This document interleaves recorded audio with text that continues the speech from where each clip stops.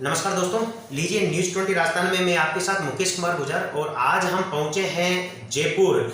सम्मानीय हमारे custom department से स्वैच्छिक सेवानिवृत्ति लेकर के हमारे केदार जी मीणा साहब ने जो है आज एक समाज सेवा का जो रास्ता तय करके और समाज सेवा का जिन्होंने पूर्ण रूप से मन बनाया है, उनके बारे में हम जानेंगे। और हमारे कलेक्टर साहब से हम जानेंगे कि इतनी सराहनीय जो इनकी पूर्व में सेवाएं रहे हैं, हमें जो जानकारी मिली है उसमें इनके द्वारा बहुत ही सराहनीय सेवाओं के बतौर पर राष्ट्रपति जी से भी हमारे केदार जी मीणा साहब को जो है सम्मानित किया गया है। इन सारी चीज़ों को लेकर के हम आज सीधा आपके सामने जो है हमारे सम्मानीय स्वैच्छिक सेवानिवृत्ति के बतौर पर कलेक्टर साहब, सम्मानीय हमारे केदार जी मीणा साहब, क्या इनके विचार है, कौन से मुद्दों को लेकर के, कौन से विचार लेकर के ये राजनीति में आ रहे हैं। तो लीजिए हम चलते हैं। नमस्कार सर।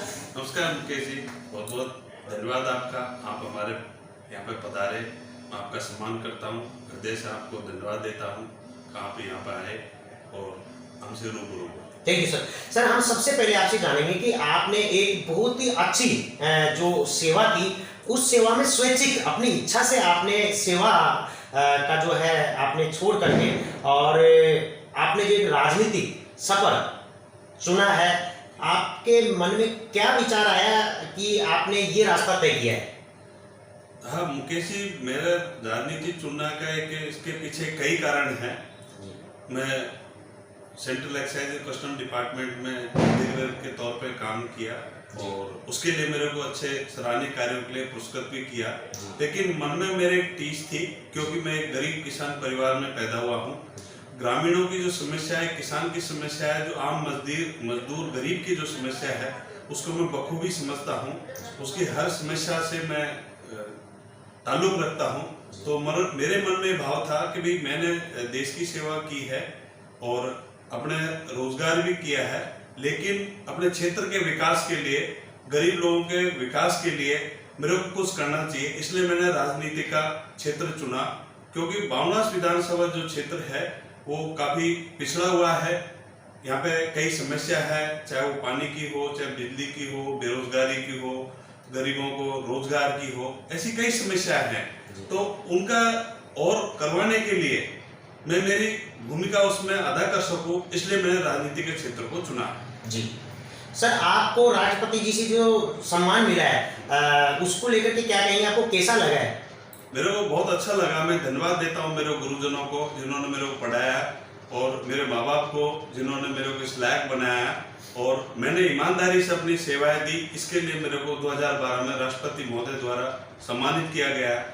उसी तरह से उसी विचारधारा को मन में रखते हुए मैं राजनीति के क्षेत्र में भी ऐसा काम करना चाहता हूं कि क्षेत्र की जनता मेरे को और मेरी पार्टी को हमेशा याद रखे, ऐसी भावना मैं दिल में रखता हूं। देखिए मित्रों, वाकई ये एक बहुत ही अच्छी बात इन्होंने कही है हमारे कलेक्टर साहब ने कि इनका जो शुरुआती जो जीवन का इनका जो दौर रहा है, गरीबी इन्होंने देखी है और पूर्ण निष्ठा और ईमानदारी के साथ इन्होंने कड़ी मेहनत करते हुए एक बहुत अच्छे पद पर इन्होंने जो है पहुंच करके एक समाज सेवा का कार्य किया है। और साथ में समाज सेवा के साथ साथ इन्होंने हम समझ सकते हैं एक राष्ट्रपति के द्वारा सम्मानित होना बहुत बड़ी गर्व की बात है। हमें बहुत गर्व है सर। मैं आपको पुणे से आपको बधाई और धन्यवाद देना चाहूँगा कि आप हमारे बामनवास विधानसभा क्षेत्र से निकल करके आपने हमारे इसी क्षेत्र का नाम जो है पूरे देश में रोशन किया है। हमें नाज है, गर्व है आप जैसे अफसर जो रहे हुए हैं। और आज आप वाकई बखूबी से आपके हर शब्द के अंदर बहुत ही दमदार बात जो है निकल करके आ रहे हैं। बहुत सारे जो हमारे युवा है, बुजुर्ग है,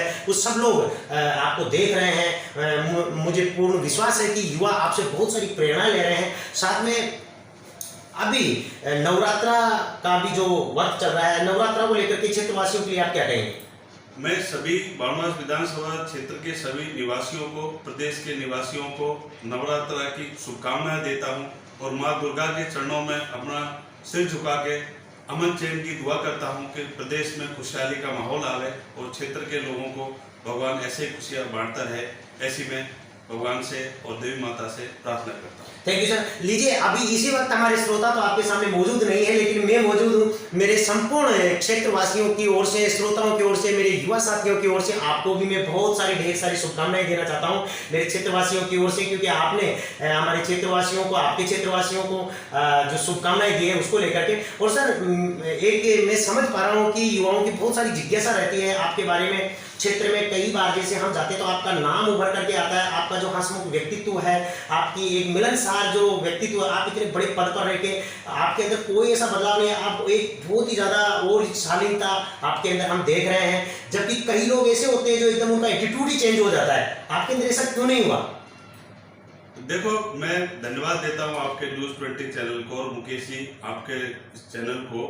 लेकिन आपने जो सवाल किया है कि आप में बदलाव क्यों नहीं आया, मैंने आपको पहले भी अवगत कराया। मैं एक गरीब किसान के घर में पैदा हुआ हूँ सर। जबकि कई गरीब परिवार से होते हैं, लेकिन उनका एटीट्यूड चेंज हो जाता है। अपनी अपनी भावना की बात होती है जी। मेरी जो भावना है वो गरीबों के साथ जुड़ी हुई है जी। तो मैं उस भावना को समझता हूँ कि गरीब को कितनी परेशानी आती है, चाहे वो मजदूर है, चाहे वो किसान है, चाहे वो दुकानदार। सर, हम कहीं नहीं इसको कहेंगे कि एक शिक्षा के ऊपर डिपेंड करता होगा ये सारी चीज, क्योंकि जो एक पूर्ण रूप से शिक्षा अर्जित जिनके द्वारा कर ली जाती है, तो कहीं नहीं वो लोगों की भावनाओं को समझते हैं। और हम समझ सकते हैं कि आप एक कलेक्टर रह चुके हो और कलेक्टर पद पे भी आपने जो है रह करके सराहनीय सेवाएं करते हुए राष्ट्रपति जी से सम्मानित होना, ये बड़ी गर्व की बात हो सकती है। इससे बड़ी और क्या बात हो सकती है? तो कहीं ना कहीं हम समझ सकते हैं कि शिक्षा का प्रभाव इसमें रहता होगा कि लोग जो है इतना।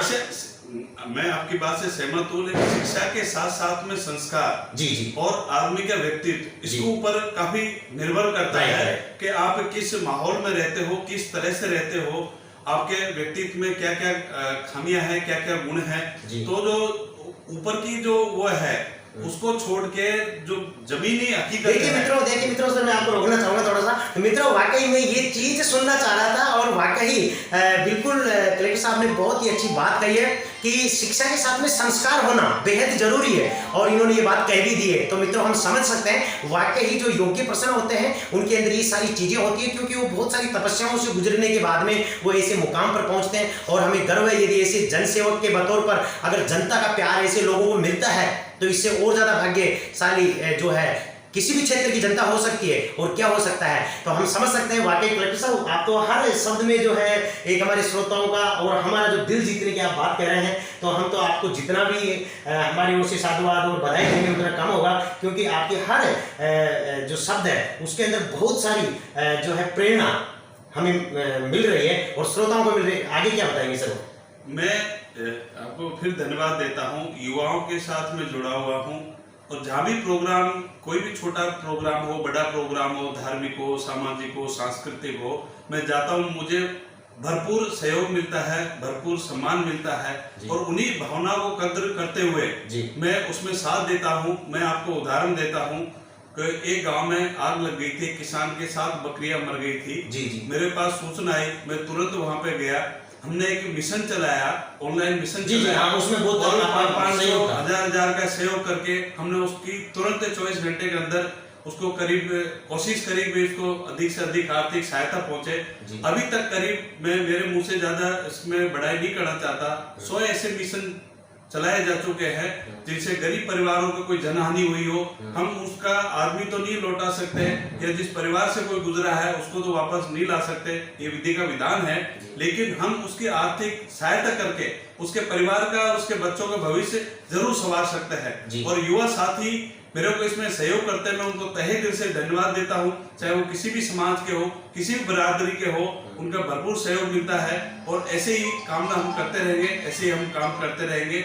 मैं सभी को एक बार धन्यवाद देता हूँ, आपके चैनल को, मुकेश जी आपको और युवाओं को, और मैं सभी के चरणों में निवेदन करता हूँ कि भविष्य में जब भी आप लोगों की जरूरत पड़े मेरे को आप सहयोग करते रहेंगे।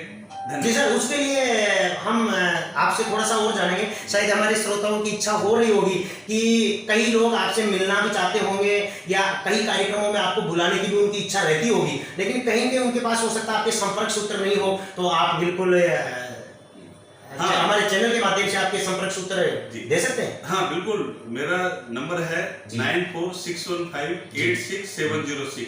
मैं बामवास में भी रहता हूँ और जयपुर में एक छोटा सा कॉलेज है JDPG कॉलेज जी। वहाँ पे मैं विराजता हूँ। बावमास में मेरा बावमास। सर कहीं ऐसा तो नहीं होगा कि आपने नंबर तो बता दिया लेकिन युवा नंबर मिलाते रहे, रात फोन ही नहीं उठाया या कहीं वही पहुंचे नहीं, क्योंकि अक्सर ऐसा होता है। मुकेश जी, मैं जब सर्विस में था, मैंने 2012 में VRS लिया था जी। उससे 4 साल पहले से 2008 से मेरे पास ये नंबर है, मैंने बदलाव नहीं किया है, वही नंबर मेरे पास में है और मैं हमेशा चालू रखता हूँ। 24 आवर्स कोई भी सज्जन, कोई भी महाशय मेरे से संपर्क कर सकता है और मेरे से जो मदद हो सके उसके लिए मैं हमेशा तत्पर रहता हूँ।